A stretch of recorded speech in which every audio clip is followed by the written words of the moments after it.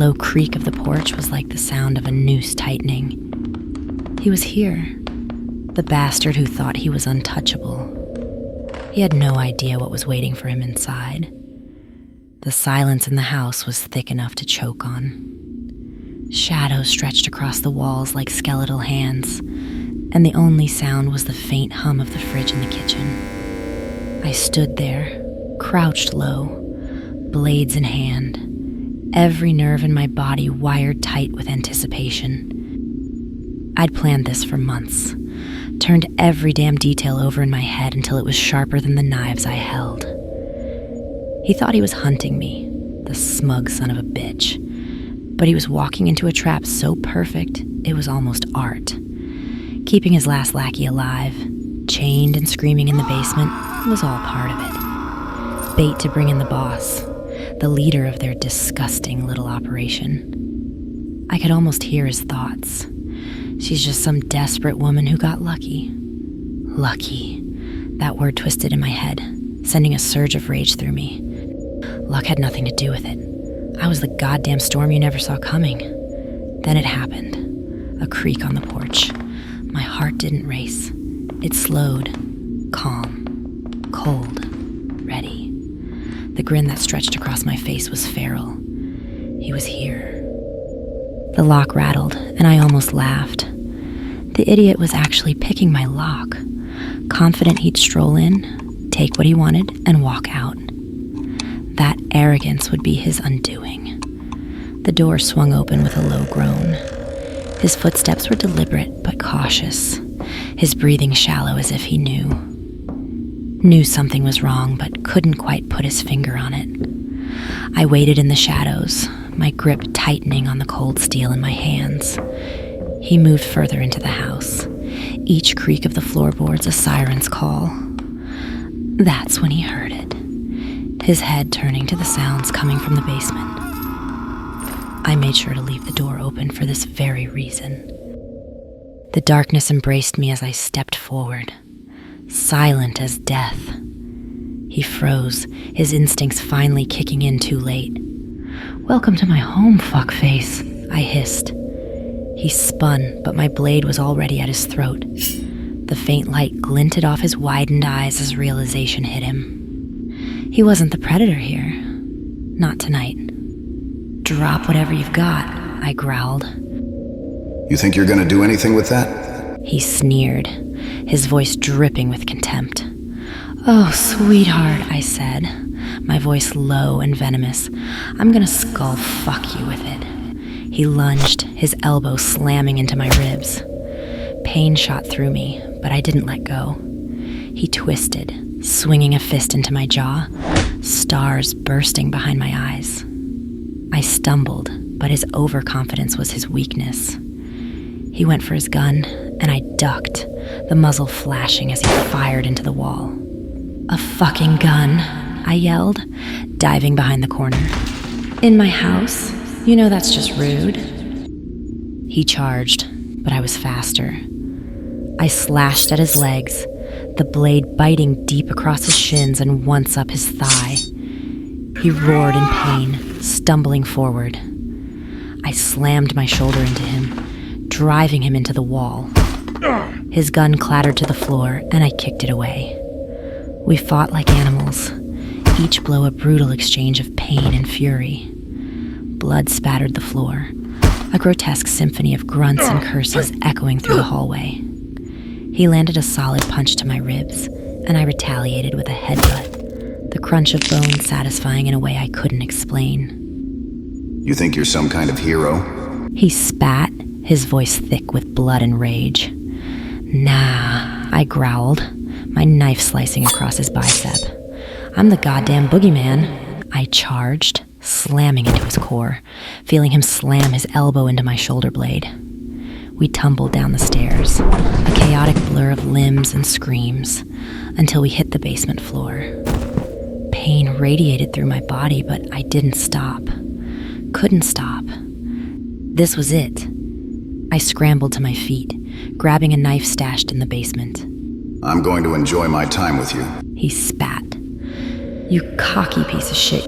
I said with a grin, knowing I must look nuts with the blood staining my teeth. He came at me then, and I sidestepped, driving the blade into his side.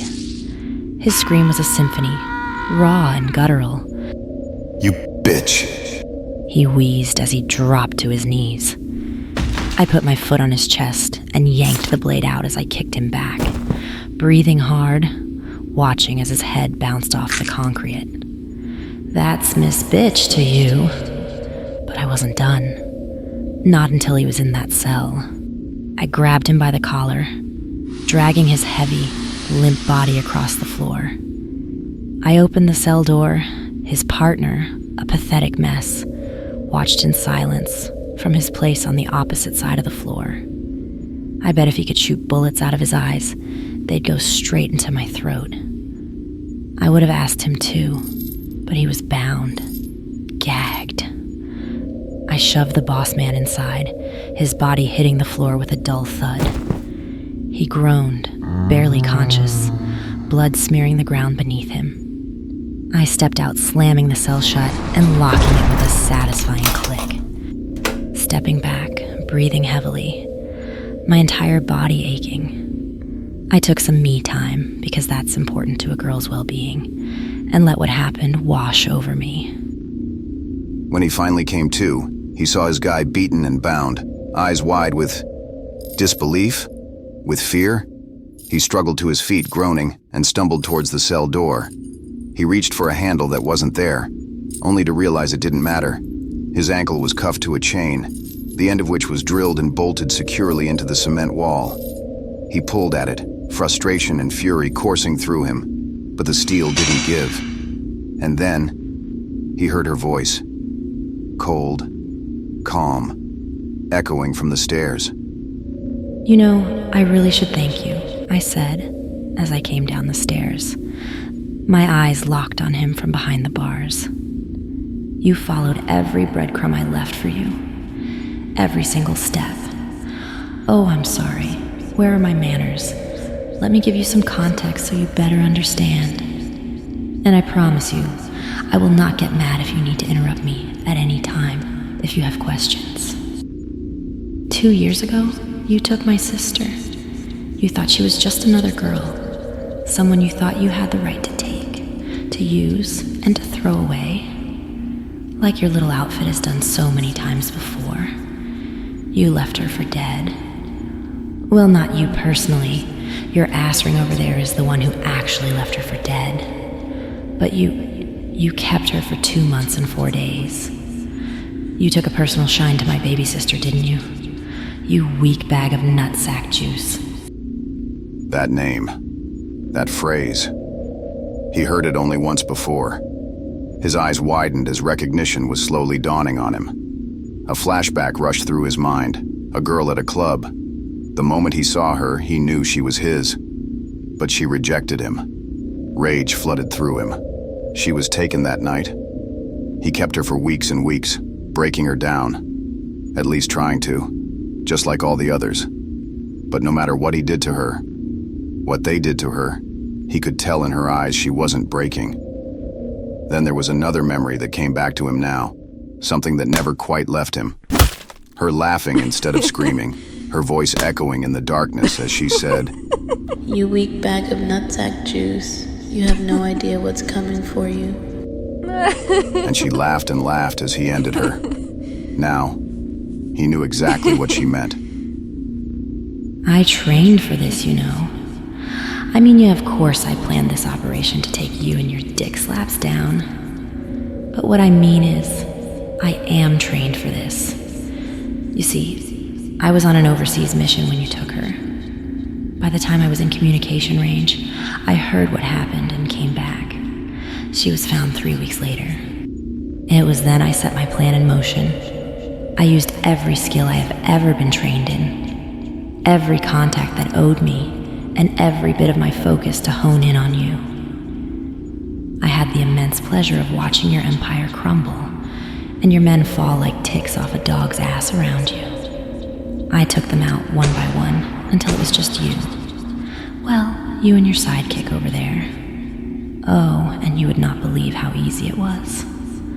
All I had to do was show up at some clubs, stumble into VIP areas like I was some drunk piece of ass looking for a good time, then wait for Lapdog to follow me home. I knew with your last man gone, you had no choice but to come. There was no way that an arrogant bastard like you would sit back while his last man disappeared without bringing in another victim, especially not if you wanted to keep making money. I paused, letting the words sink in, savoring the moment. I could have killed you.